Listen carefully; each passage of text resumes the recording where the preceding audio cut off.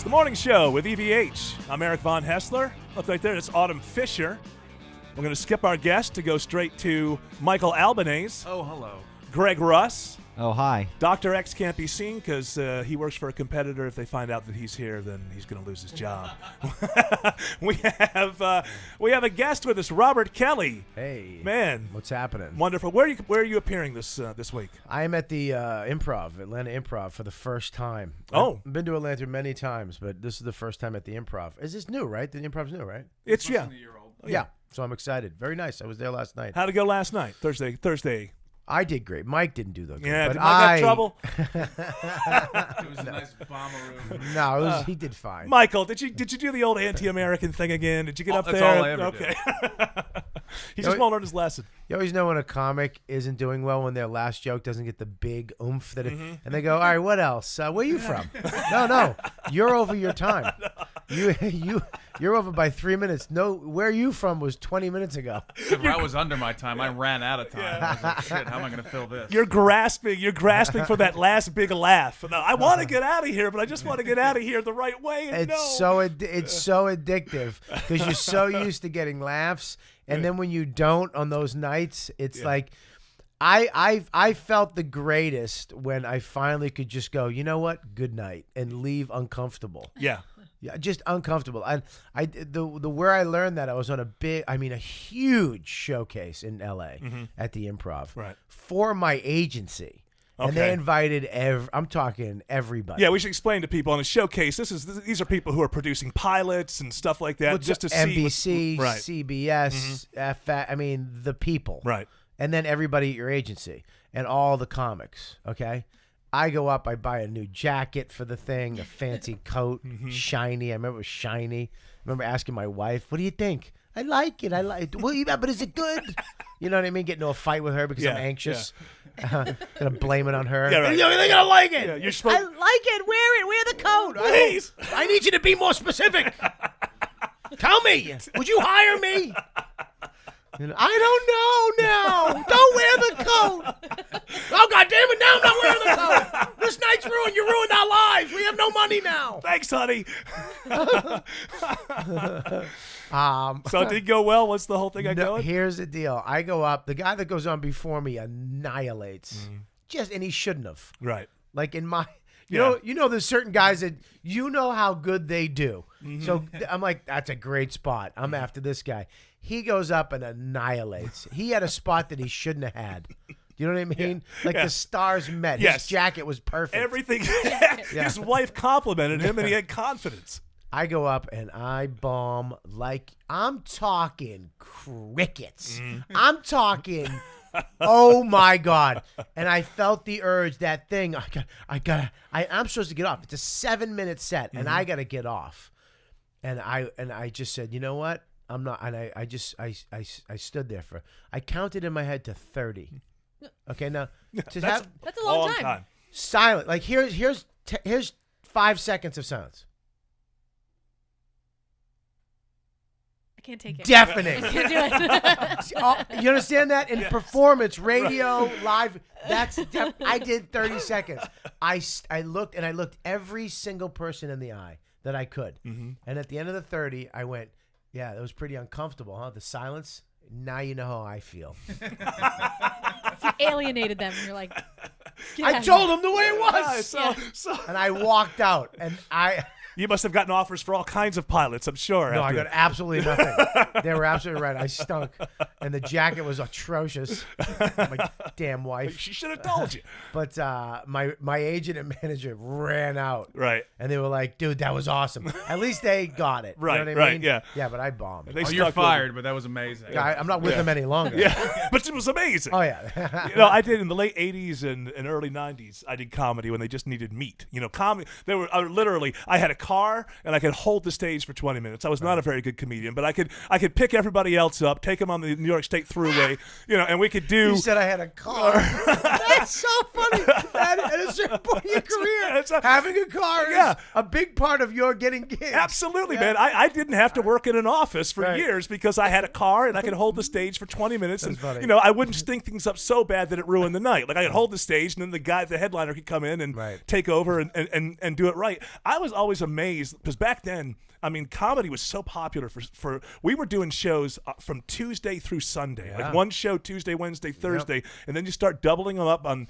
We did 3 shows on Friday quite often, and I was amazed at how you could be perceived so differently in one night by 3 different audiences. Yeah. Because, at the end of the night, the comedians are all hanging around and or after a show as people are filing out, Right, and like that first show you kill, right? So everybody comes towards you. You're great. You're wonderful. And the other guy feels like crap, right? Yeah. Then the second show, I go up there because I killed on the first show. I know I'm on tonight. Yeah. Boom. Crickets. Nothing. Then as that crowd walks out, you feel like the idiot as they gravitate towards somebody else and tell them how brilliant they are. Me and my friend Patrice O'Neill, the late great Patrice O'Neill, we used to do shows in Boston coming up, and we'd stand out by the door to see who got the most U2s. Because it'd be like, you were amazing, and then they notice you standing. Oh, you too. You do. My favorite, and had I been outside but I avoided the crowd last night, would have been like, hey, just keep at it. You know what? Don't give up. That's my favorite one. When I first this is a good one. When I first started doing open mic, and I think it was probably 1986, and it was a small place called the Outrageous Inn in Rochester, and it was a cool little scene. It was like literally, it was like $1 for wings, $2 for a pitcher of beer, and it was a cool scene. And I'd gone up 3 or 4 times, and I convinced myself, wait, going up, you're doing 5 minutes on an open mic, right? I convinced myself that I've done the same material, so I got to go up and do a whole brand new 5 minutes on the next one, right? And so I stay up all night long with a typewriter. This is with a typewriter. I'm writing. You heard ding at the end of the sentence. Ding, and I'm writing 5 new minutes between midnight and 4 o'clock in the morning. Then I get a little bit of sleep, and I'm on fire. I'm like, this is awesome. This is unbelievable. I mean, I can't wait to go do this. And I lived about 5 miles from the place. And so I got to ride down there with a buddy because it's part of my life where I didn't have a car. Got to ride down there. Before I do my set, I'm with all the other comedians over by the bar, and I've got my pages with me because I've just written this stuff, and I'm going over them, and I'm telling the guys I got all new 5 minutes, whatever. I leave my pages there.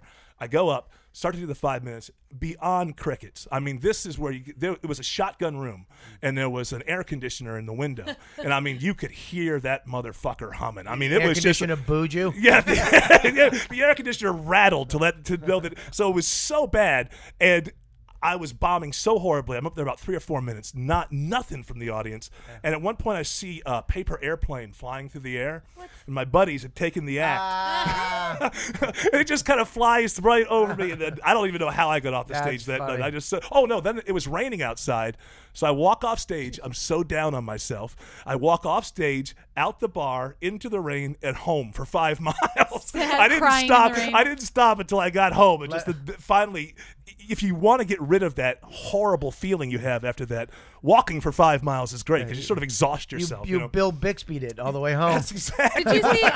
Have you ever seen that Bernie Mac clip when he was at? I think it was like a Def Jam, and like none of the crowd was terrible. The crowd hated every comic. Famous story. Yeah, and then he comes out and he's like, "I ain't scared of you, motherfuckers," and he starts dancing, and the DJ keeps playing. And he brought the crowd back. That became his thing, and people don't know that was his thing. That's what kind of got him famous. I ain't scared. Yeah. But he was saying that because the crowd was so terrible, and everybody bombed, and he went out and did that, and it became his thing, and that's how he became famous. They loved Yeah. him. And then he had to keep doing it, which sucked. You know what I mean? Right.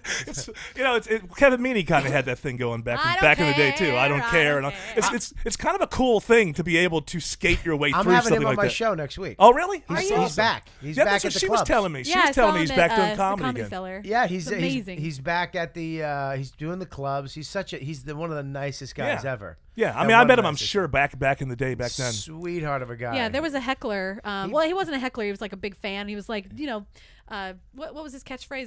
That's not right. He was like, that's not right. And so the guys at the club came over and was like, you can't do that. You at can't the do Comedy that. Cellar. I love it. Of course. Yeah. But then he was at the end of the show. He like pointed at him. He was like, "Thank you," and like made eye contact with it. It was really cool. It was really nice. He just started coming back down, and I said, listen, I want you to be on my show. He's like, absolutely, and So I gave him my phone. I go, put your name in there. And he put it under my favorites. Oh. I only have 2 people in my favorites, my wife, my manager, and that's it. And I do that for a reason. I look down one day, Kevin Meady's in there. I call him up. He goes, I go, what the hell are you in my favorites for? He goes, well, it worked. Didn't it? Now I'm one of your favorites. That's awesome. You called me. Did he retire for a while? No, he's on Broadway. That's That's what Hairspray. she told me. What was he? Oh, Hairspray. Oh, Yeah, okay. he was doing Broadway. Because I kind of lost that Uncle Buck thing didn't work, the TV show, and after that I kind of never heard from him again, so I didn't know. Well, that's the best thing about comics is you can never take our livelihood away. Right. Like actors, your livelihood could be taken away. It Yeah. could just be sucked out from you, and then you have to go work at Starbucks. Right. Right. But as a comic, you can you can't tell me how funny I am or how funny I can become. Right.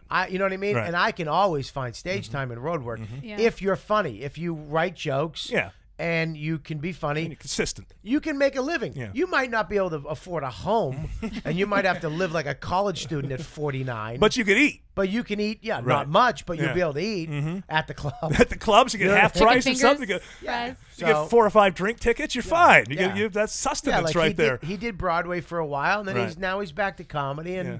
that's the beautiful thing about being a stand-up comedian Yeah. is that you can never they don't get to tell you you don't work anymore. And there's also like not a lot of overhead. Even in a band, you need amps, you need whatever. A comedian needs a microphone and a spotlight, and that's it. Sometimes not even if it's a Right. crappy club. Right. Oh, And actors- I've worked in some places where you're just about to hit the punchline, and a guy walked between me and the audience with a dolly of Miller Lite. As he's taking it from one part of the bar to the other. You're timing your thing just right as you kind of. Then this guy kind of walks through with 5 an cases old of beer. An old Chinese lady with a dim sum platter, Yeah. and it's the dumplings everybody likes. I did a show in Middle Georgia where we opened. We were first, and then there was a band after. Middle Georgia? Middle Georgia. Middle Georgia. It sounds worse. It's close to between. It's Almost actually like Middle Earth. It's beneath the crust of the planet. I think. That's where the Bible Belt is. They had the band was setting up during my set. It was amazing. Just you hear just like the clank of cymbals and just a guitar amp plugging in. It's like nobody's paying attention anyway. All right, cool. I've done them all. You go into that thing where you just Travis sort of go, Tritt okay, covers well they're and gonna pay pretend me. like Creed, we're good. I did a show, and I have a whole my company's name is Not You, Inc. And it's a whole thing about Jerry Seinfeld. One day, when he was filming Comedian at the Comedy Cellar, I don't like meeting famous people because I'm uncomfortable and it always goes wrong, and Yes. I just ruin everything. And I wait till they say hi to me, and organically it becomes. So one night he finally says hi to me. We talk about a sporting thing, and about Gretzky being on the Rangers when they won, blah blah blah. A real conversation. Real conversation. Then he goes, I'll bet anybody. And he goes, I'll take that. I'll bet anybody $1. He goes, I'll take that bet. So I took a bet with him and one of his producers. I was like, oh my God, that's great. The next day I got to go do a show in Buffalo. Yes. Buffalo. God hates Buffalo. Yes, he does. I get there. I got to hire a guy to drive me to this gig because they don't have a ride for me. This college has no ride. I get there. The guy shows up in a van, like one of those old vans, like a Scooby-Doo van with captain chairs and a VCR. Like a conversion van? Yep. With every Seinfeld episode ever on the floor in VCR. And he has headphones for him and me. And he goes, I heard you're a comedian. I love Seinfeld. So we're listening. He listens to it, and I'm watching it. He just drives around and listens to Seinfeld episodes all my day. God. And the people in the back get to watch. He's calling me Jerry. He's like, Jerry. I'm like, Bob. He's like, I know. I just love Jerry. I take him to lunch. He's telling me these stories. He's like, Jerry, I'm Bob. Okay, whatever. I know. I just love Jerry. So we go to the gig. It's outdoor, okay, at a beer fest in the afternoon, after a band, in the rain, next to a skydiving simulator. Okay? Listen to me. It's the worst gig on the planet Earth. He has to pull in mud, all right? They have to carry me over mud, these college students, to the Carry you. stage. Yeah, because I'm not getting my new Well, that was in stage. your rider, I think. You were supposed to step on the backs of college students. They get me on. I go up after the band's killing it. People are funnels. They have funnel helmets, right? I go on. It's pouring rain out, so there's 40 feet between me and the audience. I'm under an awning on one side. There's mud, and then them, right? The skydiving simulator goes off every 5 minutes, so you hear just a jet engine going, zzz, and some kid floating going, Wah! So I do well. I pull it off. I do 45 minutes because I'm getting this check. Yes. There's no way I'm doing 45 minutes. Yeah. I don't care. You are going to make it legally binding by doing your time. This guy comes up, literally swings the van up like BA and A-Team, slides in the mud, hits a bunch of kids in the face. They grab me and toss me in like the Secret Service, like I'm being kidnapped. He grabs the check out of the. Let's go, because I have a plane to catch. Right. We go back. He drops me off. Hey, listen, can you please, if you ever meet Jerry, can you tell him Absolutely, because I know that me and Jerry are friends now. Right. Organically. Yes. We met the other night. He's on stage when I get back to the cellar, and as he's coming off, I go, hey, I have the $1. I go, here, you won your bet. He goes, oh. And he takes the $1, which kind of bugged me. Yeah. Because he has 250 of them, million of them in the bank. Right, yeah. You could have just okay, no, keep it. He takes it, and I go, but I got a great story for you. In my brain, I think he's going to do one last episode called the shittiest gig. Yes. You know what I mean? Right, exactly. He goes, do you want your $1 back? And I go, ugh, no, whatever. Yeah. So he goes up 2 stairs. He turns around. He goes, listen to me. When you're done, I'm going to be up in the corner having food. Come up. We'll have dinner. We'll talk. I go, absolutely, dude. I'm going on right now. I'm going to do my set. Wait till you hear this story. He goes, not you. He was talking to the lady next to me. There was this beautiful woman, I think it was an agent or something next to me. And there's a crowd of people. The whole thing was full with people. And I turn around. They're all looking at me like, ugh. Oh, my God. So that's my company's Not You Inc. Not That's you. fantastic. I haven't said a word to him since that day. Oh, that is fantastic. That day. It seems to me that meeting people that you respect or who's like musicians, even bands, it always seems to go wrong. And I was a huge Elvis Costello fan, and my buddy was writing for the Tonight Show when I lived out there, and he was on. So my buddy calls me and says, "Look, Elvis gonna be on. Come on down. I got you at the guard check thing. Get through, whatever." And then we're in the backstage there, and my buddy's like, well, there he is. Go get his autograph. I'm a huge fan at this point. I mean, I would have bought spit on a piece of paper if it was Elvis Costello at the time. I go over, I take a copy of Imperial Bedroom. Can you sign this? And literally as I'm thinking, I've given this guy at least $500 of my dollars in my lifetime. Right. Literally, as he's giving me the autograph, he's leaning against that thing on the big door. That boom as you walk out the door. So literally, I get the autograph like this. Oh. The door's open and he's falling out of the door as he's God. handing it back to me, and I thought, God, that really I wish I'd never met the guy. I wish it never happened. But here's the thing, though. You didn't know the phone call you got before that your wife is in the hospital. She was in a car accident. Right. You No, need absolutely. to go do that and get here. You know what I mean? No, exactly. But I had a greater moment after that on the back of the loading dock. I was in the middle of a cat fight between the attractions, and I thought, well, this is good enough. This is part of rock and roll history. Right. I'm in the middle of a cat fight between these people. So we were talking about that yesterday. Like, what is the value of an autograph? It's one of the strangest things that we have as a society and I think we figured out that really it's just a way to break through the awkward tension of, I want to talk to this guy for 2 minutes. So you're actually doing something, and it gives you the ability to say, hey, I liked your last album or whatever, and then say, oh, what's your name? What do you do for a living? And then you had that too. With your if you just hand while walked up to a sitting guy there. and said, I want to talk to you for 2 minutes because I bought your last album, But it would just be weird. It's also a seal of that this moment happened. Right. It's also a stamp saying this. If I come to you and said I met Elvis, you'd be like, no, you didn't. Mm-hmm. If I showed you a signed autograph photo of me and him, you'd be like, oh God, you did meet him. Right, exactly. It's proof. Yeah, that's it's good. proof of your meeting, and it's also proof later when you're looking at it going, God damn, I met him, and there's the proof. Mm-hmm. Yeah. That's what he wrote. Yeah.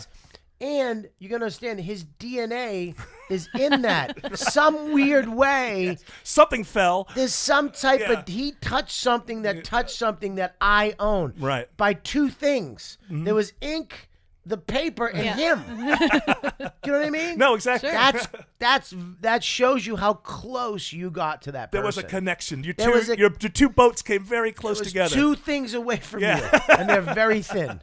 And that's how close you were to Elvis. I always distrust people on Facebook or other things that have pictures of themselves and a celebrity that they don't really know. Yeah. You know, it's that to me seems like, am I supposed to believe you know Jim Carrey? Like, Yeah. he's every time he comes to Atlanta, he comes over to your place, you have barbecue together. It's a weird concept. Technology is weird now too. It's like, do you know how easy it should be to kill people and get away with it now? With like you know what I mean? On my iPhone, I could put Oswald in a window. Right. With the gun. I could literally do that with the gun. There he is. Oh my God, did you see that photo? He's got I saw a gun. photo. It's real. And he had 2 rifles. That's why he got the shot. He picked one up and just did the other one real quick. Yeah, there was never the bolt action never came into play, apparently. Yeah. He had them both ready to go. Fantastic. Well, thanks for being here, Robert Kelly. You're going to stick with us for the rest of the show? I would love to, yeah. Because you can't leave because you're here with Michael. Yeah. You're really kind of a hostage. I would love to go upstairs and look at your wife's art. That's it. Oh, yeah, it was stuff all around here. It's amazing. Oh, thank you, man. I appreciate that. I love that. I went to art school. So. Oh, cool. Where did you go to art school? Well, all right. Well, I didn't think you were going to go that far. I thought you were just going to believe me, but apparently you were. Do you have an autograph of your teacher? Apparently you're an yeah, I have an autograph of my art school. You have your diploma? Apparently you don't trust me. That's right. Where did you go? Well, I went to a community college, and I was going to transfer to a real art school. Well, you're talking to a man who dropped out of the 9th grade. So the only college stuff I have is community. I was supposed to go to Mass College of Art, but I went to Bunker Hill for 2 years for fine art and art history and all that and typography and then I got into comedy and then I quit it all. Did you hear I think a couple of weeks ago the president had to apologize to his art school professor? Did you hear this? Because he was making some sort of statement about how it was a waste of time. His art degree was a waste of time. It never got him anywhere, and it's sort of which is kind of, there's some value to that. I mean, if you're going to be an artist, I think the old-fashioned way of apprenticeship and things like that is maybe a little bit better than the art school. But then again, I don't have any ability to draw or paint or anything, so I don't know what exactly you need. Art is very important though because it works a different part of your brain. Yes, and that to be able to communicate and to be able to talk in front of people and see things in a different way and present your stuff. I really believe art is a huge part. Yeah, I mean, math. I mean, when was the last time I used that? Right. You know what I mean? Ugh. So what is it? I got to do a little thing. No, go ahead. I agree. It's it used to be that the concept of the liberal arts education really had a lot of that in it. The idea was that you were going to have a well-rounded education, and you would have the logic side and the creative side and all that kind of mixed together. Yeah. And then, if you wanted to, then specialize after that. But I think a lot of these, I think if you're going to be an artist, it's probably going to be kind of a rough road. And the sooner you kind of get out there and experience that, probably the better off you are. I think you take art in college to see what type of art you want to do, right? Because you do like the typography, you do like textiles, you do drawing, graphic you do design, painting, probably, you do probably. Yeah. So yeah, I think if you just get a bachelor's degree, it's probably not going to do much unless you already are an artist and you can focus on something. But then after that, it's like, then you have to go into your master's program and like really then you go. But I took an acting class as an elective, and then the acting class had a talent show, and I did comedy as a talent show. Therefore, oh my God, I got laughs. Yeah, I got you immediate discover something, gratification, accolades every 30 seconds. I was like, this is it. This is what I'm doing. So you wouldn't have found that without going down that road. No way. Right. No way. And you still paint or draw? You still? I'm sorry. Do you have to take a break? No, I'm fine. Okay. I'm in therapy for the last 7 years. So 2 group years, or one-on-one? No, one-on-one. Okay. I'd never go to group. Yeah. I really don't care about anybody else. And I don't want to hear about your crappy, shitty life or how good you're doing. I started painting again. That was like a thing. Let's start doing this. And I started painting. I got all the acrylics and the easel, French easel, and the everything. And I painted my first thing was from my therapist. And I painted this painting. It was 3 heads, all with different faces. One screaming, one happy, one crying. And it was me. It was like a self-portrait of these 3 heads. And I gave it to him. And he never put it up. Oh. And this is a room full of all his past patients' art. Right. No, it's just fucking depressing. Like a rainy, foggy night in New York. Oh, that's what I want to look at when that's how I feel in me. That's what I feel. I'm trying. How about a sun, you asshole? Yeah. A tree with an apple growing. How about a rabbit? A happy rabbit. I give you the 3 heads of Yeah. You know what I mean? The He's three never- three Did you bring it up? moods. Maybe he's waiting for you to bring it up. I waited a year. Yeah. I waited a year, and I violently attacked him one day. I went, "You motherfucker! If that isn't up on the wall the next time I come here, we're going at it physically.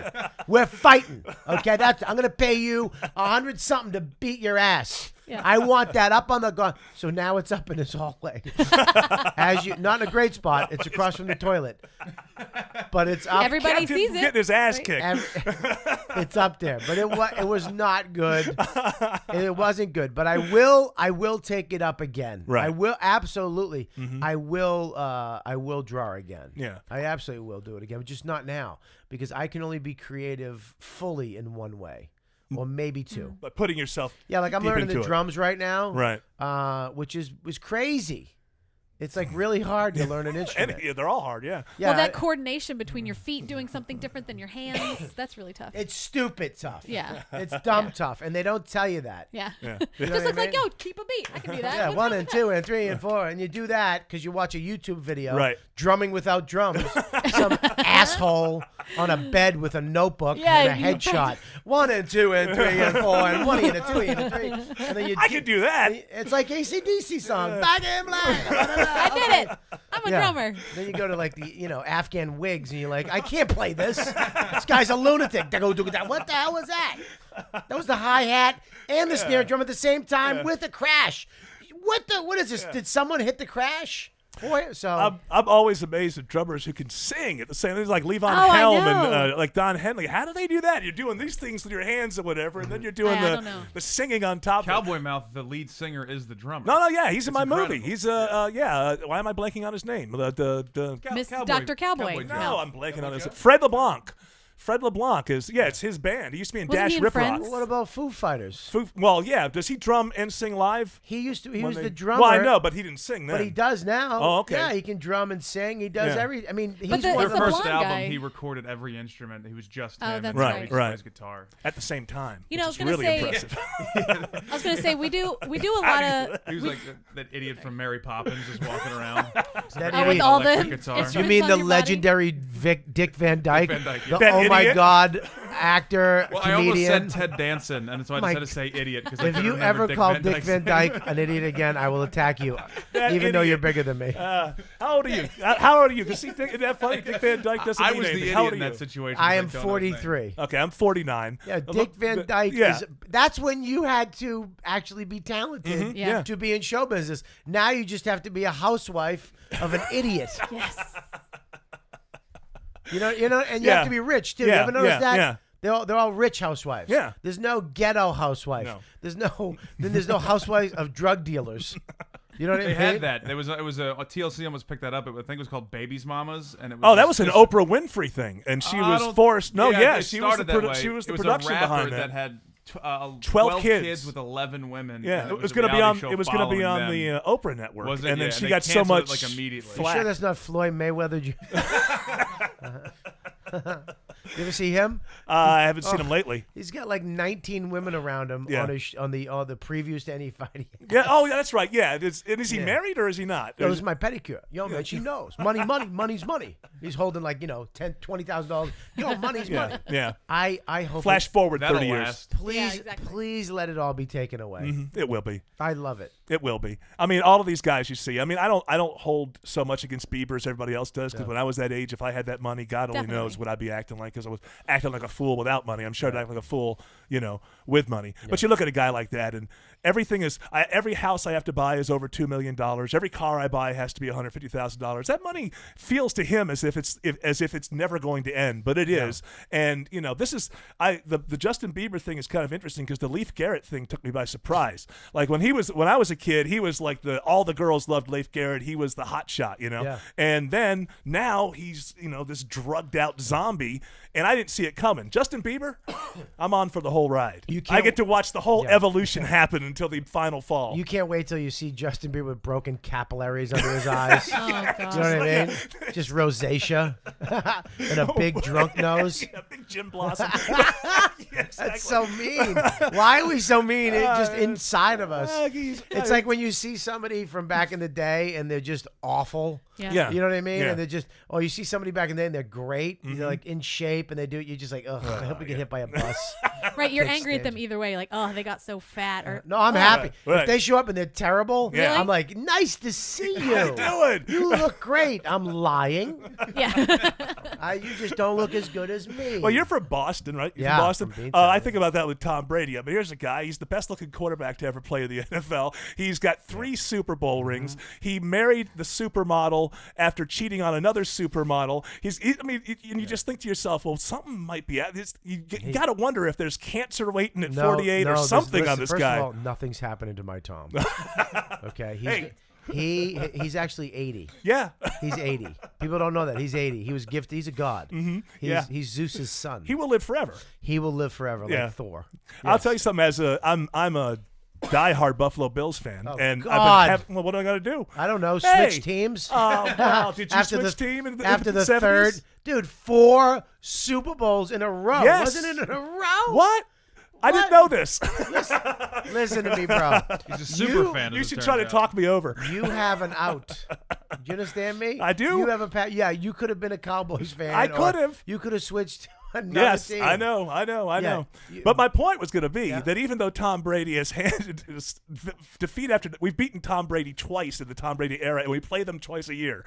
So even with all of that, I should hate Tom Brady, but I'm a fan of football. Right. And I think that he's the best quarterback who has ever played the game because he's playing it at the highest level in its most difficult period. Yeah. And I get killed back in Rochester and Buffalo when I say this, but I don't care because, for years, losing those 4 Super Bowls was awful, but they were great seasons leading up to them. They won at home all the time. It was a fantastic time, to be a fan. And I felt like now I look at Dan Marino and I think, wow, I watched that guy play a lot of times, but I never really watched him. I just booed him and yelled at him and whatever. And as I get older, I want to have my favorite team, but I want to be able to enjoy the people who are the best at playing the game as well. Good for So you. I guess 14 years of not making the playoffs will do that to a man. You got to find some reason to keep watching. 4 Super Bowls and not winning. Oh, that was tough, man. We'll do that too. At the end of the last one, I looked at all my friends and I just said, you know what? I just don't think I can do this anymore. That's so funny you say that because the first time that they lost to the Giants. Yeah. With that crazy catch on the helmet. Up until all the latest great Super Bowls, that was considered one of the greatest Super Bowls coming down to the last second. That's the time I stopped watching because I was in a room full of other guys and I realized that I joined a cult for 6 months. Out of the year, I joined a cult. Sounds like a bathhouse. And I hate other Americans, people of my country. Right, yeah. I hate them. And then I set myself up to have these highs and lows and then just a really bad low for a week. And I'm like, what? My life stinks enough. My moods change. I have too much stuff. I'm trying to be happy. I'm spending so much money on therapy to be happy. And I'm sitting here and I'm willingly joining this cult with a logo. Yeah. And everybody around the room is mad. I saw somebody punch a wall, and I left. Yeah. And I'm driving on this road. I left before the game because I knew they were going to lose. And I'm driving. There's nobody. And then all of a sudden, I hear doors opening and slamming. All the guys like me leaving the parties they were at because they're angry. Right. And they just want to go home. And then all of a sudden, I was in a traffic jam of lights, of lonely, sad men that were in the same cult as me. Yeah. And I'm like, this is stupid. Yeah.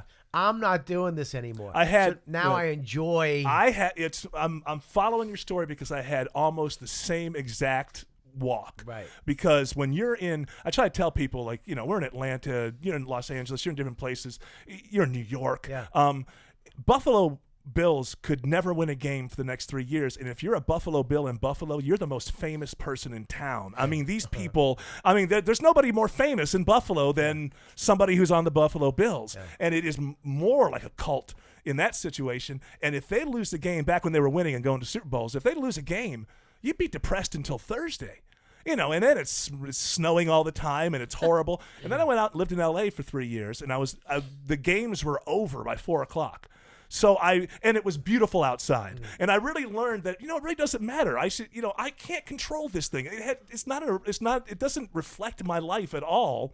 And even if they win the Super Bowl, it's not something that I did. You know, isn't it weird? Yeah, and you come to that conclusion. You go, you know what? Either I'm going to enjoy this game, or I'm just going to tap out altogether because I'm tired of being in a crappy mood all the time. The key word is game. It's a game. Yeah, That's we're true, literally we're all wearing the same logo. Yeah. It's so culty. Yes. It's not even a cool, like, I had is that a Patriots head? The new Patriots logo? It's like a triangle, weird, like, you know, futuristic head.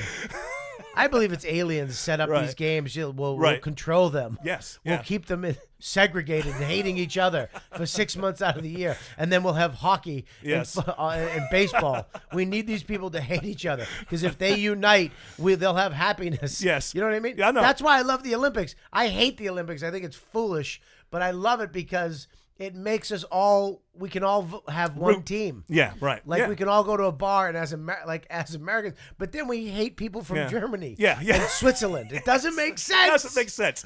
No, it doesn't make sense. It's like on the Olympics, you get that. What's that? I remember that week after 9/11 where like everybody was on the same page. It was so wonderful in a weird way. I mean, it was tragic, but I mean that week where you go, oh, that celebrity, I usually hate that guy. He runs his mouth off, but he like we're all on the same page. Susan like Sarandon isn't a twat, right? Exactly. Susan Sarandon singing "God Bless America." You know, it's like everybody's kind of on the same page, and the Olympics is about as close as you can get to that, where you're. I mean, I don't know if I should tell this story or not because I don't, you know, on the internet you get clipped and then people say, oh, that's you saying it or whatever. But one of on what you said. I mean, I didn't start this show to not tell stories, so actually, this could pop all our careers. It's about to happen. No. I lived in Baton Rouge for a good deal of time in my early teens, and when I moved back to Rochester, I met a guy who was from Louisiana as well, Baton Rouge, and we became Were you practicing friends. voodoo? I was in the big city. Okay. Denham Springs. No. So. My buddy told me about one time, and you know, you get down to the backwoods of Louisiana in the early '80s, and you still got a lot of racism going on. And so he told me. Have you been there lately? Well, no, I haven't. I'm sure in Bunkie and places like that, it's still the same. Shreveport, but my buddy told me he's in the backwoods. I think he went to a wedding. And so after the wedding, they go off to some roadhouse or something. And this is when we had I can't remember the girl's name, but she was a big figure skater, black figure skater, and she kind of got screwed, I think, in the Olympics. The Olympics are going on. And so he walks in and he said this was the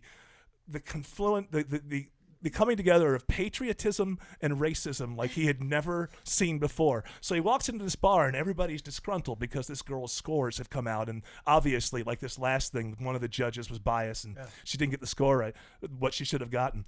And so he asked these guys, like, what's everybody so angry about? And the guy turns around and he goes, you see what they did to our little N-word? It's like the weirdest confluence of patriotism and racism. Like to them, you know, she was still the N-word, but she's ours, and those other people have no right to treat our. You know, it's insane, really. But how people go, well, she's on our team though. She's on our team, so we're rooting for her. She's one of the good ones. It's very weird, man. That's very weird. It's bizarre, man. Isn't it? It's like that's crazy. That's like the time I was bussing tables at a mafia-owned restaurant in Boston, and me and my friend were comics, and we were just screw-offs. We shouldn't be waiting tables, but they loved us so much. We were funny. The owner, we were just funny, and so they had us there. So because it was all aunts and sisters and cousins who worked there. They were the waitresses. Big family. Because you made so much money waiting tables at this place. It was a very coveted spot. But we were there. So it's me and my friend who's a comic and all these women, these young and old Italian women, the wife and the owner, okay? And he's giving a big speech about the busboys, how the waitresses are taking advantage of them, all right, because they're supposed to bus table. They're not supposed to do your food and take the thing, refill. They go, listen, he's up there, he's giving a big speech. Let me tell you something, all right? These guys, okay? These guys aren't your slaves, all right? These guys, they bust tables and that's it. You got them doing all your other side work and so you can get out of here, all right? They're Spanish. They're not N-words.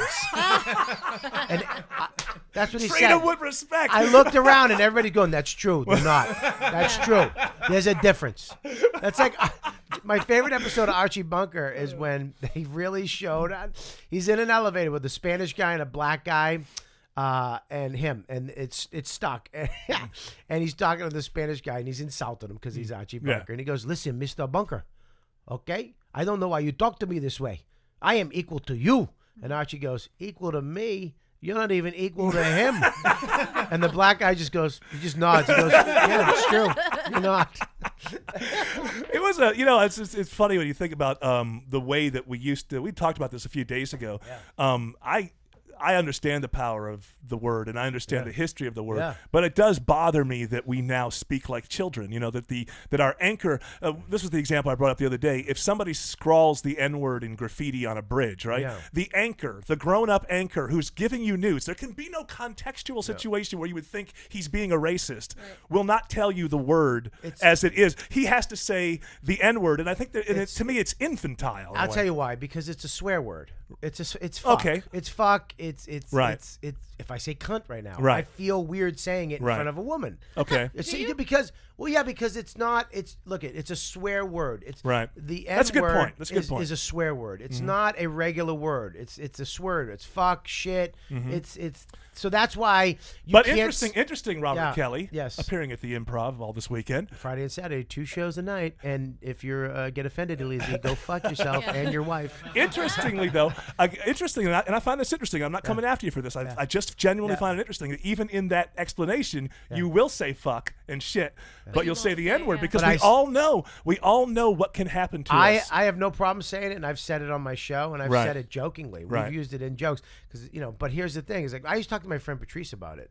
I don't know if you know Patrice O'Neill. Well, I mean, I know he was real good friends with Colin Quinn. Well, not really. Really good friends with me. Oh, okay. But Colin Quinn he was on Colin's show. Colin Quinn's more famous than me. Okay, but he's on his show. So That's how I know. I get how people interpret that from the outside. No, I'm kidding. They were great friends. Right.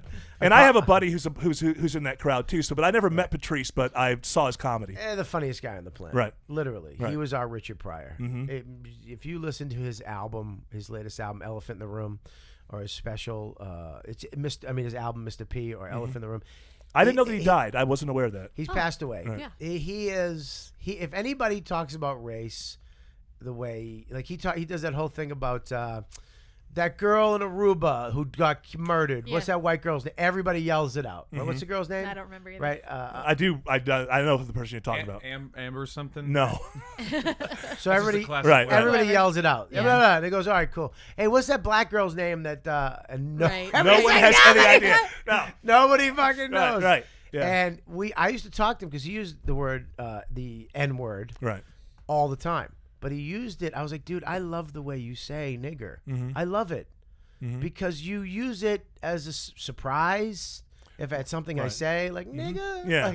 Right. Or he'd be like, he'd get mad at me, nigga. You know? Right. Like he would use it in so many ways that made me laugh, and he would do it intentionally to make me laugh. And Which is how with the language, that's comedy and humor in the language. But the word itself is like fuck or cunt. Like this fucking cunt. You know what I mean? Right. That'll make you just laugh. Yeah, because you understand. I just like the way he said it. You understand where that comes from. It's like but it still is a swear word. It's still a word that you don't. And there is a like context, though. Yeah. I mean, you guys are comedians hanging out. It's not like you're sitting with. And he's black. And he's black. Yeah. Yeah. But But can I go out of the? Can I just completely go out of that a little bit and say that I just think all words should be open to be used by people, and actions should be what you're judged by. And I mean, Stephen King doesn't really see vampires. You're talking about whether someone is called a racist if they use that word in any context. If a career is ended because of it, that upsets me. Here's the thing, though, is that so many people used it the wrong way. Sure. So you abuse it. When you abuse it, it's like you always open these new clubs. Mm-hmm. They have a great green room. all the foods on that, whatever you want, Yeah. and then the booze, whatever you want, and then you go back 6 months later, and one comic abused it. Now you can order this, no alcohol. Right. The green room's the chair's broken. Yeah. The TV remote we can't find. Yeah. You know what I mean? Yeah. Someone always ruins it. One comedian brought his girlfriend and his sister and went nuts. Whoa. Geez, hang on 1 second. I gotta undo that out of my brain. Come on, sis. I don't want to. Yeah, but Dad liked it. Hey, keep it in the family. What the hell? But it's a weird thing. But that makes sense. And then look at if those people say you can't use that word. Right. And look at man. I used to talk to them about it's like white guys. We ran it for a long time. We were the people. And you can still see those old white guys, the good old white guy days. Yeah. They're looking at the world like what? They just don't. They walking around like they don't know what happened. You know what I mean? They don't know what the hell's going on. They snap their fingers and nothing happens. They used to have people open the door, please Right, and yeah. thank you. Yeah. And they don't understand what the hell happened. But it's just look, if some people you don't use it ever. Right. Like Richard Pryor at the end of his career, He said no. I'm not going to do. He went to Africa. I'm not using it anywhere. Yeah. I'm not doing it anymore. Yeah. So there you go. But we can't. Right. You can't just. What's throw it out interesting there. is if you go on YouTube, and I remember seeing this episode of Sanford and Son in real time at 8:30 on Friday night or whenever it played. Yeah. And there's an episode that they've cleaned up now when they show it because I watched it and I'm like, I don't remember it being this way. It's an episode where they go to court to fight traffic ticket or something like that. He and Lamont. Yeah. And he says to the judge, and I remember seeing this in prime time in 1972 or something. Yeah, he says to the judge, he's saying there's a lot of black people. And the judge is like, what are you talking about? And he says, there's more N-words in here than a Tarzan movie. But he said the word in prime time in America. Yeah. And now when that episode. Cue the laugh And by the way, great joke. I mean, I always loved Sanford and Son. I love Red Fox. I love that I already gave you the okay to say it because I've said it twice. And you're still not doing well, it. you get to leave. Well, I don't like saying the word either. It's just an uncomfortable word to say. It's I think it's so easily taken out of context. And but then I like saying it in private. Right. Yeah. I'm kidding. When they're not around. I'm kidding. I'm just, but I have a lot of black friends, and Yeah. they call me the word. Yeah, I know. That's when it gets weird. It's like, who can say it? And who And polices that? I hang out with comics. So Right. you never know when you're gonna. Like I remember Patrice was on Tough Crowd, and remember the DC Sniper. Yes. He had this great joke. I mean, he was like, man, the serial killer. They were looking for a white guy. It's all serial killers are white guy, and everybody's looking for this mad scientist. White. He has to be intelligent and know wind speed, and and to be able to make this shot, he's white male and is mid and had some type of training. And he goes, man, I want to be a nigger in a Buick. It's brilliant. Brilliant joke. Right? Right. And But you couldn't tell. Comedy Central cut the word Buick. They were sponsored by Ford or something. Yeah, they couldn't use the word Buick. That's how fucked up Yeah, we are. yeah, exactly. I know. We're nuts. Yeah, We're I think it's nuts. funny. I think it's funny that even when you say the N-word, you think the other word in your head. It's a very strange kind of thing, It's It seems like we should take the power away from it by just kind of using well, it. gays if did we- that with the word. Gays did that No, with the I word. don't I don't think that's necessarily the answer. Like, look, everyone just starts saying it all the time. you- I Look, don't mean that's in how we a do that. negative way, like you're out and I hate you, Right. you Hey, know. listen, But your hair is too blonde to be talking like this. It was Natalie Holloway, by the way. Natalie Natalie Holloway Holloway. was the girl in Aruba. That's right. it just seems like just you saying it today has kind of taken the power away from it, and it's. I mean, Well, obviously, The gay community did this with the word queer in the 70s and 80s. When I was young, it was still a really, really negative thing. And then they just sort of owned it. It's Yeah, like, we're we're queer. queer, we're here. And now saying queer, which, by the way, doesn't even mean gay. It just means something out of the ordinary in its real use. But now it doesn't have the kind of push or the punch that it used to. Let's so that can start- be done. But Yeah, the let's N-word, They start- had to. But, They had to. but the word faggot does. yes, let's start still using does because it faggot wasn't. as a bundle of sticks. Let's just. What are you, English? That's what that means. So why don't we just use It's a it that way? cigarette mite. That's right. It's just my It became cigarette. me a a word fag. you can use queer, especially when they did that queer eye for the straight guy, because faggots cutting hair was not the right. when we did That's not how you call that. That wasn't going to be greenlit, Michael. Another episode. This is why I love Patrice. We were on an episode of Tough Crowd again, which was Colin Quinn's sort of politically incorrect kind of show. Great, one of the best shows ever. Yeah. But because it was so good and honest, they didn't like it. So we did a gay test. Before the show to find out who's the gayest. Like a survey? Yeah, it was a test, and you can find out. Test? Yeah, you can find out the percentage of gay. Right. And I answered all my questions as honest as I could. Dane Cook, Patrice O'Neill, I think it was Colin, me, and then I forget the other guy. And they said, "Listen, it was Dick Van Dyke. How could you forget?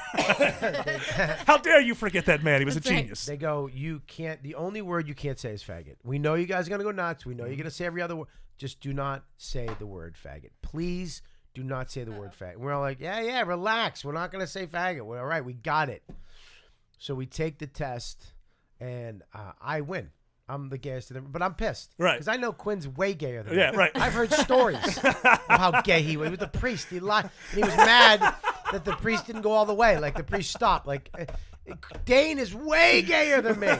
There's no way I'm gayer than Dane Cook. You were honest and His they weren't. shirt's mediums.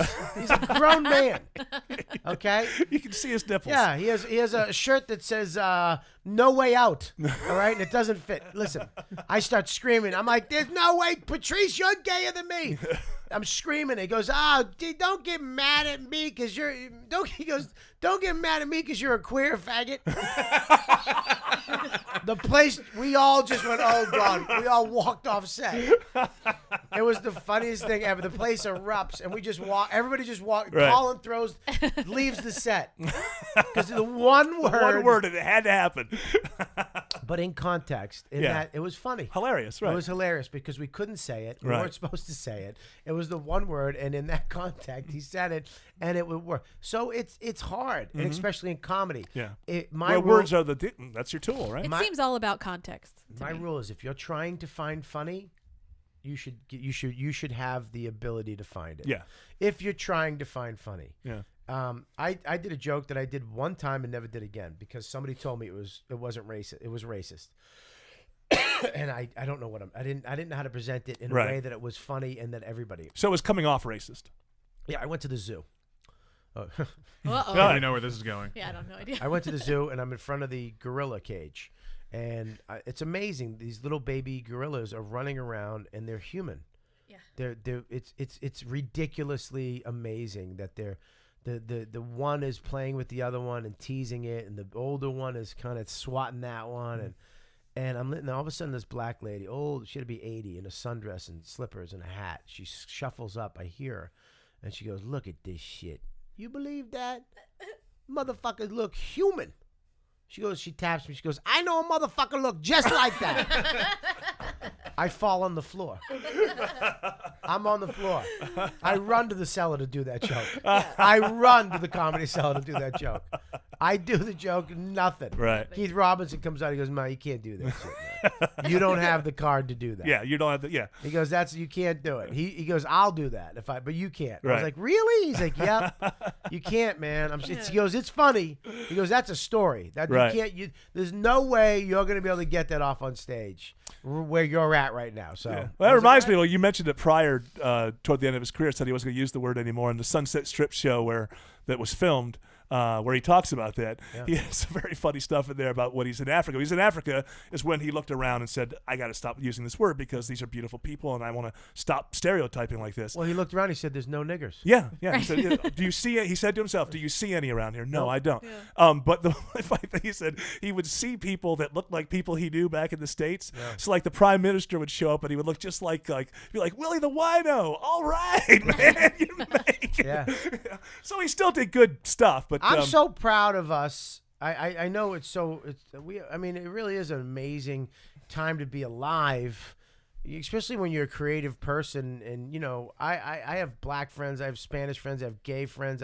I never had that. I never had that option in my life to not have that. Mm-hmm. So to look around and see, we have a black president. We're probably gonna have a woman president.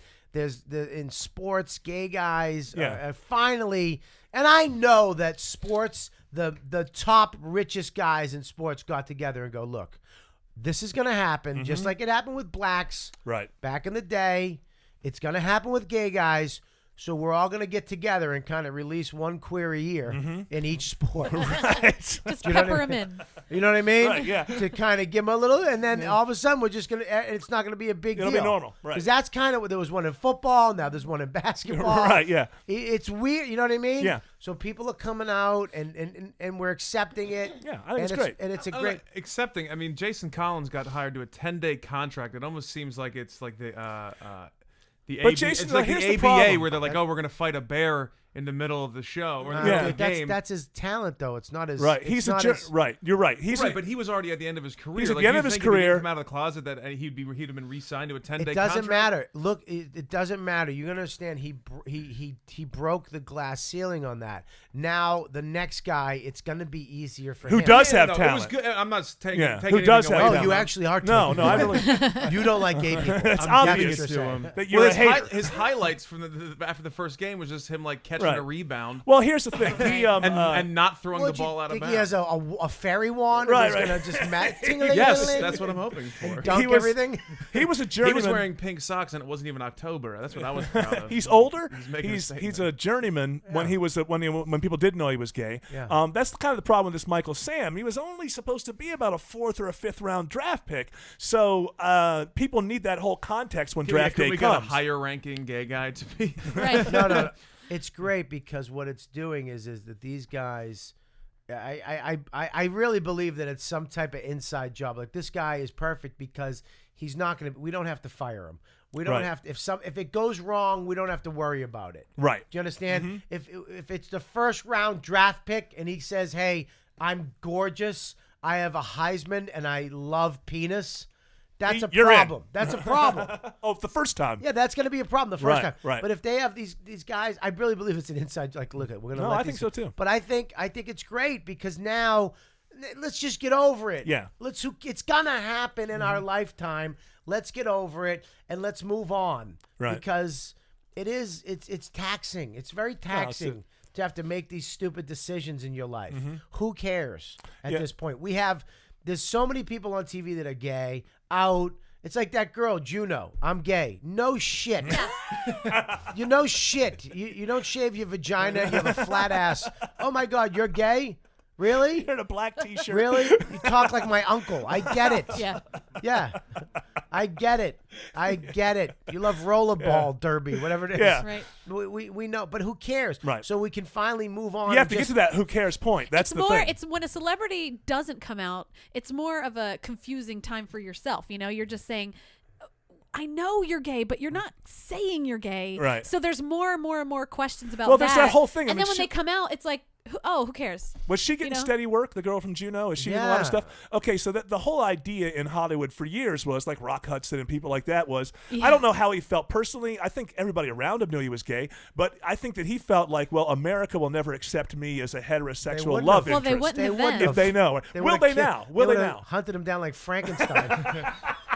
Oh, your point. Right. You're saying My that they point is, can't like, get work now- because if they're Right. gay in life Now, and they know that. does this then girl they- not have that problem now? Like, is No, so no, she's people will fine. believe her in a heterosexual relationship in a Yes, movie. because if you're a good actor, yes. Right, yeah, I think that's- yes. I believe, there's certain guys that have played gay roles that you buy it. Right. Do you think the two guys in Brokeback Mountain, That's they what- weren't gay? Those Right. are the two machoest guys Yeah. you could find. Jared Leto. I had no idea that was even Jared Leto in Dallas Buyers Club. Oh, He did right. such a good job. playing Unbelievable. that. Yeah, it doesn't. I think it matters either way. Right. It's the emotion and If that you're a you good put actor. into your yeah. But I mean, look, there's money involved. If a million women love Brad Pitt, and all of a sudden that's that's the people that go and see you. Right. Like Justin Bieber. Right. If he did something against children, he'd be screwed. You know what I mean? Right, if because he that's- said kids because- suck, I hate kids. That's your base. Yeah, that's your base. You can't Right. come out and say that. I mean, back in the day, it was worse, but I think now it's fine. I mean, who cares? We know. Yeah. There's We do too much know. media. Yeah. Look, we know John Travolta's bald. We Yes. get. Yeah. You know what And I mean? gay. I told my wife he was bald and gay because I used to hunt bald guys down.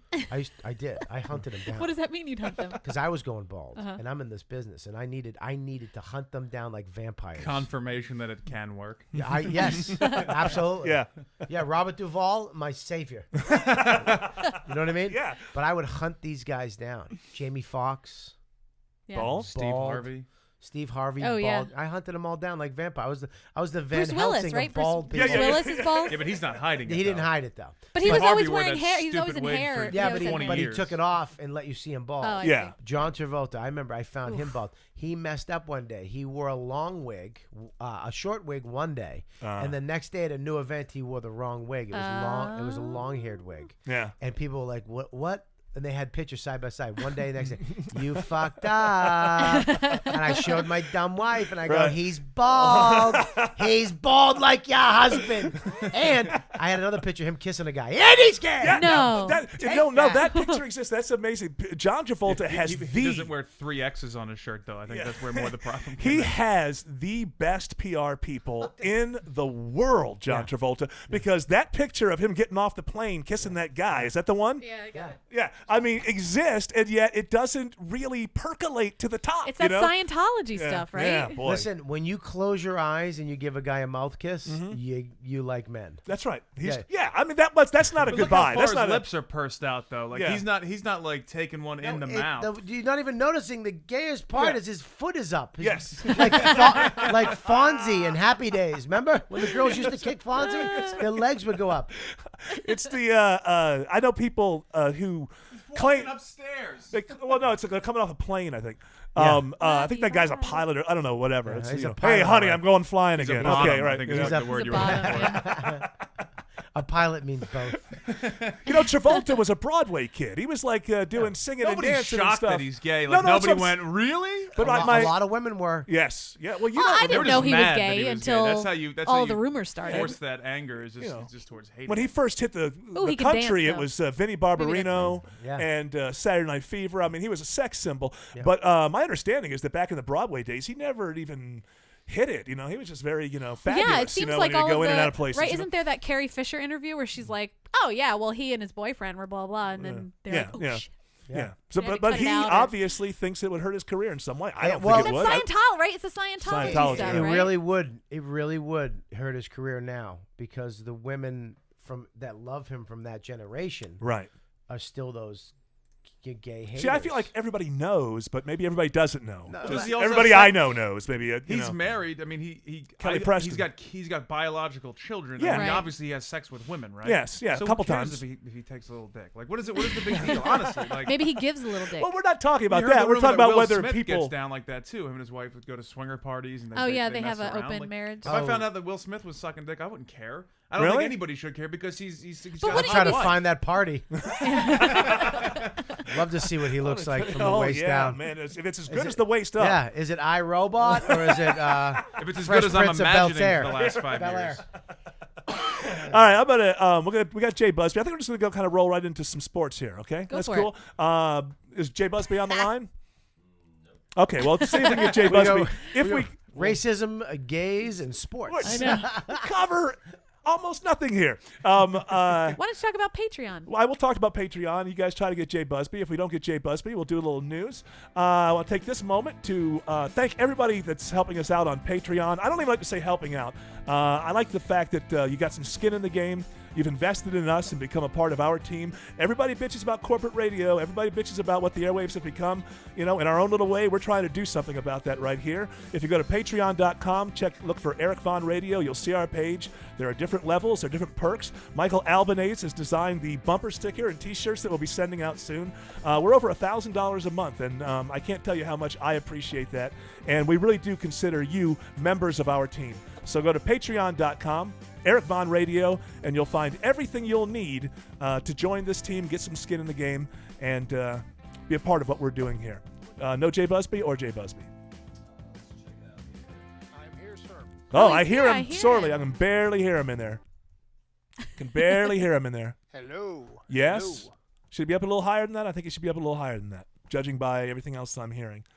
This is the beauty of doing shows in your basement, you can have moments like this and not feel bad about it. And everyone's learning. What's It's all my good. boss going to? Is he there?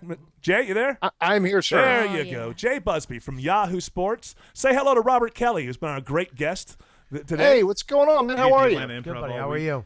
Big fan of your stuff. Thank you for joining the show. I know Eric loves it. I'm very excited. This is great. So Jay Busby, Yahoo Sports. I haven't been looking at anything lately. What should what should I be thinking about? What should I know about in sports right now? The big story right now that you will be seeing all over ESPN today is the college basketball fight last night. It was a huge fight that happened between a couple of schools that we never pay any attention to, New Mexico State and Utah Valley. But the New Mexico State lost the game. The students stormed the floor. Some New Mexico State guys start swinging, and it got ugly. So you're going to hear about this plenty today. So where was it? Which team had the home court? It was Utah. Utah had the so Utah beats New Mexico State, and Right. then the fans come onto the court and start harassing the players of the losing team. Exactly. And a couple of the guys took swings, and it was a bit of a mess. So yeah, there's going to be all kinds of moralizing and sanctimony and all kinds of good stuff. You can expect that from ESPN today. Yeah, exactly. And now I haven't seen the footage obviously yet, but who's at fault here? I mean, is it the crowd starts the thing? Well, that's the thing with storming the court is that people have figured this was going to happen a long time. Right at the end of the game, one of the New Mexico State players gets really ticked off and he flings the ball either at an official or at another player. You can't quite tell from the video. Mm-hmm. And then the people storm the floor, and then the New Mexico guys start swinging. So you can see one guy taking a big swing at someone, and then another couple of guys getting hauled off. So it's a bit of a mess, and there's going to be fines and discipline handed down. But for the most part, I agree with the idea that now, first of all, these guys are in college, and I agree with the idea that you have to know that you cannot punch a fan, you can't go into the stands, you can't do these things. On the other hand, man, I don't really take my kids to sporting events much anymore because I think that the fans are abusing this protection that they have. I mean, in a basketball game, the fans are closer to players really than any other sport than I can think of. And when you start harassing somebody, I mean, they can hear you. It's not like when you're in a football stadium up on the second tier and you're yelling terrible things about the quarterback. That guy can't really hear you. You're in a basketball game. You're real close to these people. There was an incident a couple of weeks ago in a game where a player shoved a guy in a crowd. But it turned out that the guy was saying really, really nasty things about him. Now, when you get to the pro level, you're making $30 million. You're a star. You're a little bit older. You can really kind of understand. It's like being on stage and bombing, right? I mean, you can't go out there and punch the guy in the audience. I would know about that. Mike would know about that. Michael would direct those questions to me. But I mean, Michael is 30 years old. It's like you understand these things. A college kid's getting no money. He's getting, supposedly an education out of it. That's his pay. And I just think we've gotten to a point with the crowds where what are you doing? What are you doing when you're yelling things at a 21-year-old because he's wearing the wrong pajamas, because he's got the wrong thing on. It's only appropriate in hockey, I feel like. Well, yeah, hockey encourages it. Yeah. And UFC. And UFC, where of course it's where the guy could come out of the ring and really kill you. Yes, exactly. Especially now that they're all on testosterone. Apparently. That's why they have that cage. The Belfort so thing. the crowd can't get in. It's not to keep them in, right? Right. Yeah, but if you ever want to feel depressed about the state of humanity, look around signing day when the high school kids are signing with colleges. Look at what some of the jackasses are tweeting to these kids who go and sign with a different school. I mean, it's just they're hollering unbelievably racist and horrible things at these 17-year-old kids. I mean, this is where it starts. Yeah, so unfettered access. I want a little bit of blame to start going to these crowds because it's gotten out of hand. Well, back in the day, if you did go with your dad would tell you to what are you, nuts? Or another guy would say, hey, I got my kid here, shut your face. Yeah. Right, yeah. Oh, you know what I mean? I was at a game like that. My father, took me to, I was like the Memphis Grizzlies, the World Football League. I was living in Memphis, Tennessee. Sure. And so it's like the Memphis Grizzlies versus the Chicago Fire or something. And we're watching that game, and I guess some people didn't like there was the Soul I'll never forget this. The halftime thing was the Soul Train dancers doing a thing, and some people were standing up, and this guy, I'm probably 9 years old or something, this guy next to me is yelling, hey motherfucker, sit down, just all these obscenities because he wanted to see the Soul Train dancers. I don't know why he didn't just I agree with that, though. Stand up. I would do the same thing. I would love to see that. But I do remember my father. It was John Travolta. Yeah. Sit down. Sit down. You motherfuckers. I want to see the dancers. Was this Eric? Was this in the Liberty Bowl? The Liberty Bowl, yes, that's where I was. Yeah, I used to live in Memphis as well. And that was probably a local pastor that was hollering that. Oh yeah, exactly. It probably was. But I remember being proud of my dad in a way that I usually wasn't when he stood up and he said, "Look, I've got my son here today, and I would, I don't appreciate you." And so the guy sat down, and then the guy next to my father turned to him and said, "My name's Jim something, and I'll watch a football game with you anytime." It was maybe there was a little bit of self-policing going on that isn't there today, because none of us wants to get sued and none of us wants to get killed. I'm not going to tell a guy to shut up in a stadium these days. I don't know what the hell he's going to do to me. Then your father had a friend for the rest of the game that he didn't want. Right. I don't want to have to talk to you either. Okay, I just don't want to hear motherfucker in front of my son. All right, so go back to doing what you're doing. That I don't wasn't need you. an invitation for you to be my buddy. That's the worst. Well, did you see the video of the Alabama fan a few weeks back? I think it was at the Orange Bowl, when it's this woman just mouthing off to these guys, and it was back and forth. This is a mother of 3 kids, and she goes and literally dives over 2 rows of seats to jump into the crowd of these guys. I mean, you're right. It's taken a whole step far away from the way that it used to be when we were growing up. Yeah, I'm sure I watch myself as I'm 49. I'll be 50 in a couple of months, and I know that every generation looks at the neck and says, "Oh, the whole thing went to hell. We used to do it right." There was plenty of problems when I was going to stadiums all the time. Yeah. But it does seem to me now that people are just a little bit more emboldened and to it's like everybody's got their own YouTube channel. So why can't I tell this player what I think? Back in the day, it used to just be Philly. Yeah. Philly fans. Right. Yeah. Like, I remember when I went to the Patriots Super Bowl against Carolina. Mm-hmm. I couldn't believe it was annoying how nice they were. Right. Like, they would do a play, "Oh, I'm sorry." They'd say sorry. And then we'd get one. That was a good one. Good for you guys.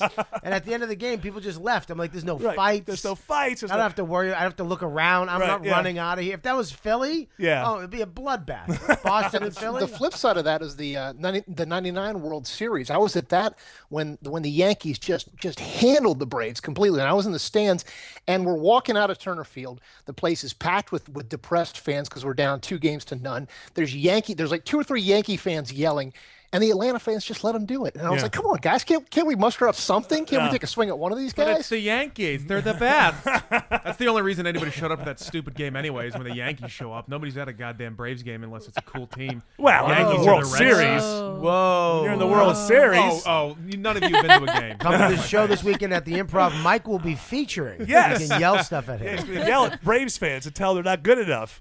You know why people the only don't time I go to a Braves game when tickets are free. Yeah, you went with me. Exactly, yeah. Go to a midday game anytime this year, and it's going to be 19 people in the stands. Yeah, but that's because of where the stadium is and the traffic and all that kind of crap. So I'm not lying. Yet 2 major expressways come together. Let's put a stadium right here. Can I just stop you right there? Yes. Yankee Stadium is in the projects. Yes, I know. Okay. I've been there. So it really doesn't matter where you put the stadium. Yeah. If it's a great team, they'll show up. No, I agree with that. You know how many white people go to the projects every day to see a Yankees game?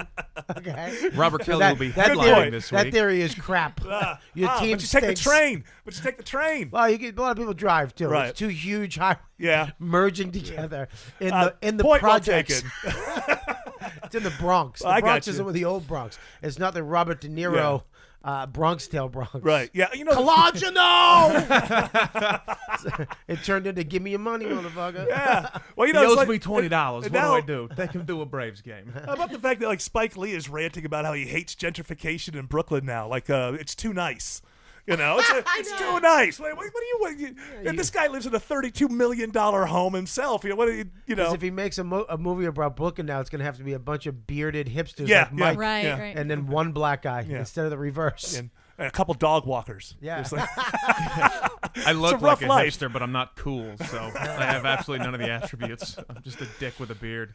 Yeah, well, it'll be interesting to watch, see how the ESPN commentary will be totally over the top, as it always is. These guys are really getting annoying. They own too much of sports coverage, and the Fox Sports thing is not taking off. Those guys are terrible. Yeah, they tried to be a little weird, a little funny. It's like, you guys aren't. Let's not be so goofy. Yeah, have some type. I think the UFC guys. There's a couple guys that went over there that were all right. Yeah. Yeah, I love that they know all sports, but I think that you're right. They tried to be a little too quirky, a little too hip cool for school. They're going to revamp it. They're going to revamp it, and probably it'll be better. ESPN is known for being snarky and doing their thing. It kind of wears on me, but the hosts that they have know how to do it, and they kind of slip it in, and it doesn't look forced. Were they trying the to Fox get, Sports thing? Yeah, it looks like they kind of like they're having meetings and say, "Hey, let's be wild and let's be." Yeah, like they were trying to get like younger audience or something. Yeah, but when you try to just do a better job of telling me about the. You know what I would like to do is if you're going to compete with ESPN, get rid of the lifestyle stuff. It's just not for me. I mean, I know everybody's got a story, and I know that I've got a story. I'm interested in the games. I'm interested in how they won or how they lost or what they're going to do to try to win the next one. I've seen enough stories about how he was born in the projects and his grandmother raised him, and they're very close. It has nothing to do with what happens on Sunday, is what I've found. It has no effect on the game, and it's just sort of you want more about the sports the way it used itself, to be before they started doing original content. To get ratings. And I also think that ESPN sees sports as they see it as something having to do with the civil rights movement all the time. It's always, and so they're always kind of going on and on about things that I might agree with, but I just don't.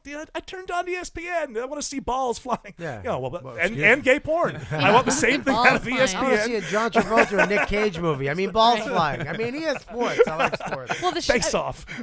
It's like it's a 24-hour. It's 24-hour sports, right? So they have to fill it with something. Yeah, but the thing is, whether I like it or not, ESPN has a definite style. It's always there. It's always the same. You know what it is. This Fox Sports, they have not found their identity yet. They haven't found it yet, and the one that they did kind of come out with was a little awkward. Yeah. But I think they will. I like that there's another option.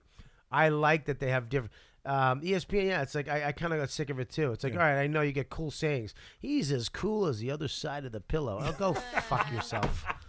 Fucking loser. Yeah, the biggest problem to me with ESPN is when they manufacture a controversy, when they manufacture a story, like they did it this week with Ron Jaworski just coming out. And he said on a radio show, Johnny Manziel, not a good quarterback. ESPN reports Johnny Manziel not a good quarterback. They process it. They run it through this whole filter over and over again to where they've created news out of thin air, and that's the kind of stuff that people get really annoyed by. Yeah, you know what they do, and if you follow the rhythms of it, they love to build people up to knock them down. You know, when Puig was just on fire with the Dodgers, ESPN Atlanta got a little offended because ESPN basically went on a mission to keep Freeman out of the All-Star game because they wanted Puig in the All-Star game. They did everything they could to pump him up. And then what's interesting was Freeman got in, Puig didn't get in because he hadn't been in the league long enough. Didn't matter what he was doing. He'd only been there for a couple of months. But what's interesting is then the following Friday, it was a story they already had ready to go. Right. Puig had a couple of games where he wasn't Captain America, wasn't so fantastic, and they already had the story ready to go. Was he overrated? Did we see too much in Puig? The whole thing is planned as build them up, then question them, then and it's I suppose it works for them. ESPN is the most successful cable television network in history, and I don't see anybody who's ever going to rival them. But it's nice. It'd be nice for Fox Business News when they first came out as against CNBC. They were horrible, and then they revamped it, and then basically became more like CNBC but with their own people. And that's what ESPN will. I mean, that's what Fox Sports will eventually do. Yeah, Fox Sports has opened up to what I think sports is today. You know what I mean? Right. And I think they definitely went the comic route, which was stupid because sports guys, they want it to be funny but not hilarious. Right. Do you know what I mean? Mm-hmm. Nobody wants someone trying to be hilarious. Right. What they want? Give me the sport. What are you doing, stupid? Hurry up. It's the rare guy. It's the rare personality that can put himself into the mix there, to make himself as big as the sport. That's why people get so annoyed with Chris Berman because he thinks that he's right there, one of the guys, and he's not. Yeah. Well, now they have a Regis Philbin has a sports show on Fox 1. Weird Fox show. 1, Weird show. It's called the Crowd, and then the Crowd Goes Wild. I think it's a horrible name. The Crowd Goes Wild. Mike Costa's on that show, and he's the saving grace to me because I think he's hilarious. But I mean, it's just weird seeing Regis try to interject any kind of comment or opinion on. I watched it. Was once he a or twice. sports guy? And he's a fan. Regis is a fan. Just a fan. Yeah. He's an all-arounder, But and he's a a name, so he's he a name. can say, It's like these "I want my radio. own show." It's like radio now. It's like they don't groom people. Radio used to groom people. Like if you had some kind of thing going on, they would bring. Okay, you know what? Do 10 to 2. 10 p.m. to 2 a.m. We don't care about the ratings so much there. Work it out, take phone calls, do little bits, whatever. Right. And that's how guys became morning show guys. They were somewhere else doing 10 to 2, and people had an eye on them. Now that there's no money in radio for personalities, they'll let's give Whoopi Goldberg a radio show. You know, and it's the same thing. They do the it's same like, thing in comedy. Right. Back in the day, you would be an opener, and then you'd get funny enough to become an MC, and then you'd get a feature, and then now the feature wants to sell T-shirts and his DVD and to make as much money as the headliner. Because I need money, dude. No, you know how you get money? Become funnier, Right. and become a headliner. Become a headliner. That's how you get money. Mm-hmm. You don't get money by having a CD you pressed in your basement that Yeah. stinks. You can't sell a 32-minute CD. Mine's an hour that I worked 10 years on. Right. And I'm selling it for less than you. Fucking no. No. And you have to you got a T-shirt and bracelets. Right. What? This is a flea market. You know what you're hitting on? Something that annoys the hell out of me now is that everybody has their own brand. Yeah. And everything is about, well, I'm a brand, and so I'm going to push my brand. Yeah. And it's become so annoying Well, that I'm hoping for a backlash that I could be a part of. You can buy my T-shirt tonight at the Improv. Yes. Come see Robert Kelly. I have He's the T-shirts, 2 for $20. He's the problem. He's the problem. Yeah. These With the young beard people. and the hipness. I have wristlets. They're not bracelets. It's similar product. Get but it right, different. Mr. Kelly. I was at a show, and the guy had a table. I literally come out with my little CD that I waited around 15 years for a record company at Comedy Central Records to go, we want to make this with you. And I had it, and I was proud of it, and I worked for it. And it was a great hour of stand-up, okay? And then I look next to me after I just did an hour, this guy who did 20 minutes of horseshit, crowd-pleasing garbage. He's got 2 T-shirts, 2 CDs, a DVD, and a signed headshot. I go, whose is this? He goes, mine. And then as people are walking out, he's in front of me. He goes, thanks for coming to the show. I walked away, and the next show he had to sell outside in the cold. I put his table. I said he can't use his guitar. No more guitar. He has to tell jokes. Oh. So he bombed every show because he had no jokes. Right. He went up and bombed, sold nothing in a parking lot, and then they go, "What do you want your headshot?" And I took his down. I threw it against the wall. I go, right here. Yeah. You're right. There's no. I know when I was doing we always hated guys with guitars. You know, that hasn't changed much. There's one or two like Henry Phillips that I like, but he's every more once of in a an while somebody's gonna ironic- do it right? I mean, but I mean, for the most part, they would just kill because it didn't matter. They had one song that would slay at the end. It didn't matter. It was 15 minutes of just getting there, and then they had this one jewel that they knew would always knock the crowd out at the end. Left him with a good taste. And you get up there and it's like, this guy doesn't even have a guitar. He's just talking. What's going on? Tom Brady's bum chin made me write this song. Whole lot of bum. Yeah, whole lot of bum. Go fucking blow yourself. Fucking asshole. I like when if you confront them, it's like, did you hear the crowd though? It's like, yeah, did you hear yourself? I'm a hater of parody songs. Again, everything can be done right, so I don't want to throw everything into that. It's like that movie Punching the Clown. They were making fun of that guitar act. It's like, you guys ready to get guitarded? It's like, oh my god, that's funny. I kind of like that one. I'd buy that shirt. No, I mean, Guitarded. I'll be selling that shirt tonight at the Improv. You want to hate everything, and then all of a sudden a guitar guy shows up and you laugh your ass off. I mean, somebody's going to be able to do it right. That's how a mentally handicapped person says retarded. Retarded. I always, even when I was a kid, I wanted to kill Ray Stevens. I never liked that style of stuff.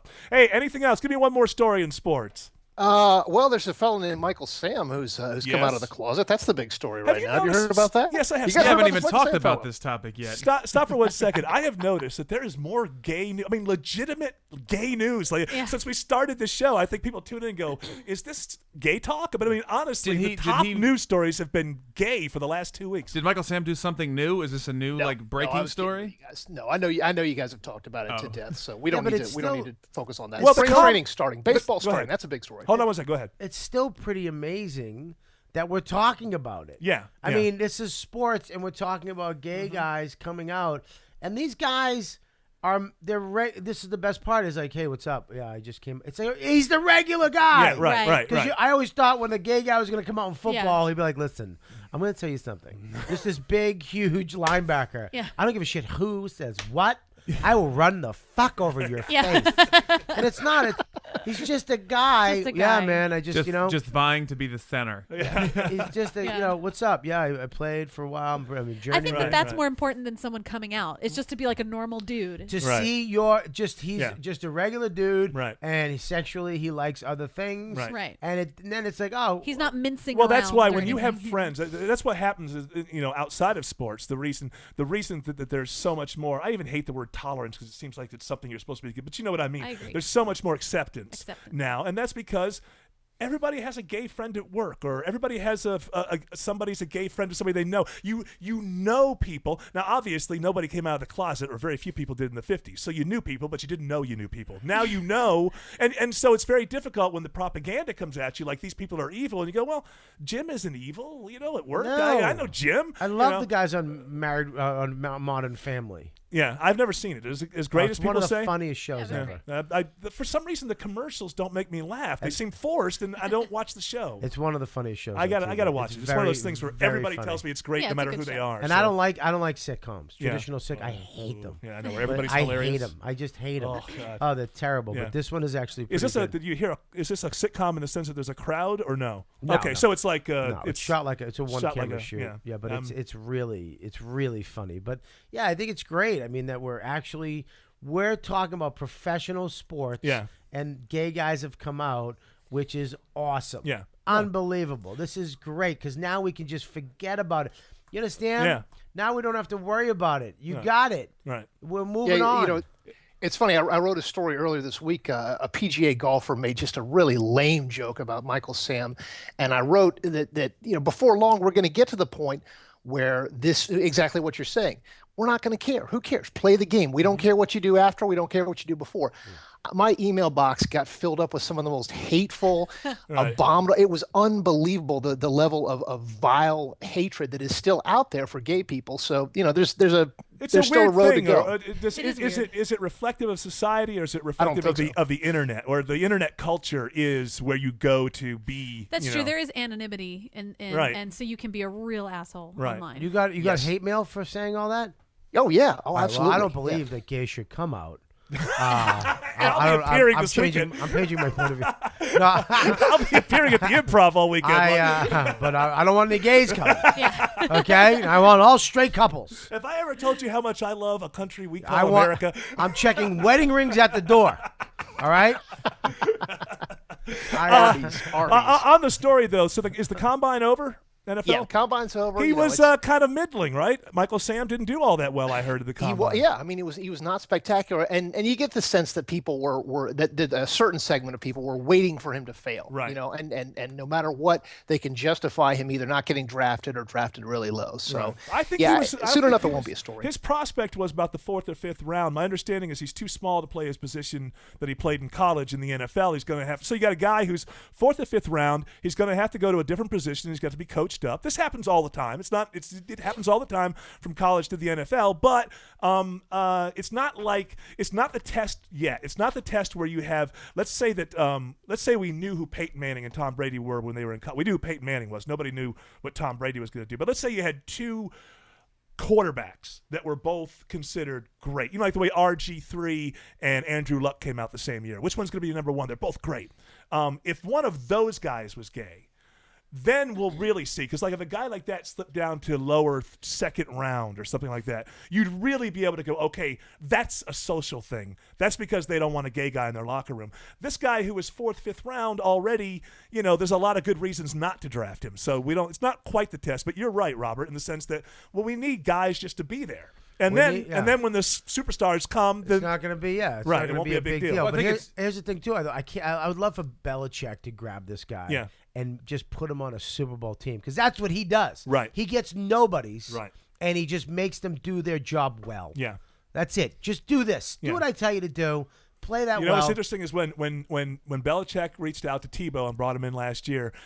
when Belichick let him go, it all stopped because everyone knew that if you can do the job for Bill Belichick, he's going to keep you there. Yeah. And when he couldn't fit into that system, when he couldn't do that, that's when people said, well, I guess he just can't play NFL football. Before Not only that, you know, I'm sorry, Eric. Not only that, Belichick had an accused murderer on his roster and was able to quell the fires of that. I mean, the guy can do anything. He can, and went deep into the playoffs on a year where one of his best players went to jail and couldn't be there.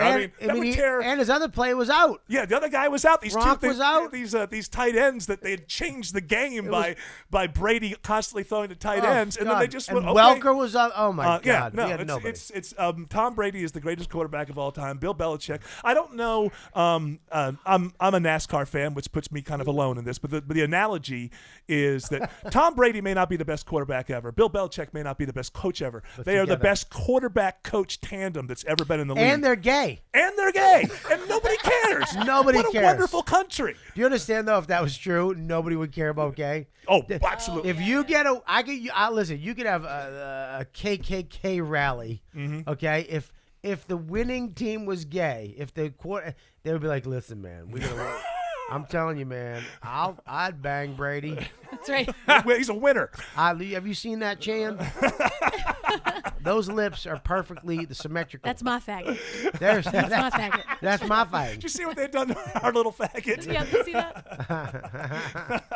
Yeah, so I mean, winning is all that matters. That's the whole thing that broke down the black barrier, right? I mean, people got good players and they started winning games in baseball. I like that. Well, it's weird. It sounds like a gay porn star's name. It does. Blackberry. Blackberry. That is a great name for a porn star. Blackberry. I have one nut. All right. Jay Busby, how can people follow you if they want to find you? Right there on the old Twitter, JAYBUSBEE is the best way to find me. Of course, he writes on All Sports for Yahoo.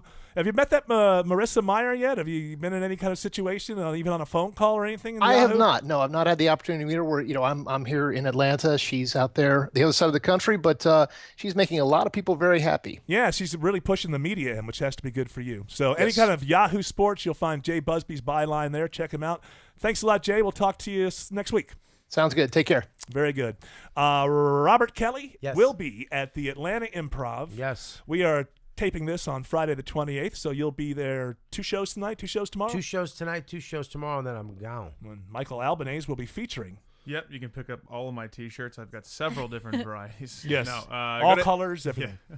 For all colors, too. Yes. I don't discriminate. No, you're not a hater. No. You go to improvatlanta.com for tickets. They're also available at the door. Go to my website, too, robertkellylive.com. You can watch my comedy, my acting reel. I play Louis C.K.'s brother, and all this stuff is on there, so you can check it out. Very awesome, man. I really appreciate you coming in. Thanks. It was taking fun. The time, it was great. I really enjoyed having you here. I hope you come back next time you're in town. Absolutely. Autumn, how can people find you on the nets? You can find me at all the social medias under Otto Pritz, Pritts.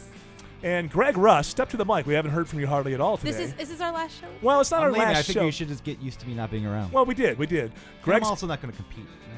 You got 2 comedians. Yeah. You Are you a comedian too? No, I'm not. I know what it's like when 2 get together. And I was like, I'm not even going to try. Why? Because his I'm head not torn even off. jumping in. Dude, you have awesome hair. You should have stepped in. I should have stood behind you in frame. It's a wig. It's a wig. Greg's Greg's bald. You were not very good. You can't tell. It is a fantastic wig.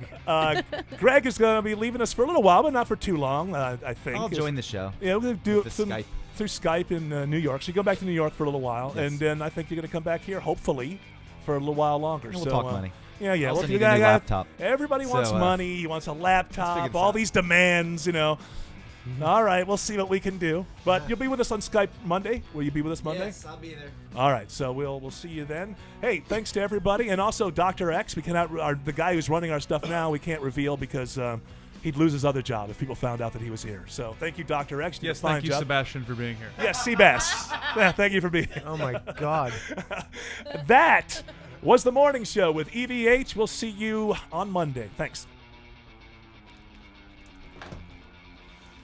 I keep doing this until it fades out. Is it faded out? The first time I faded out.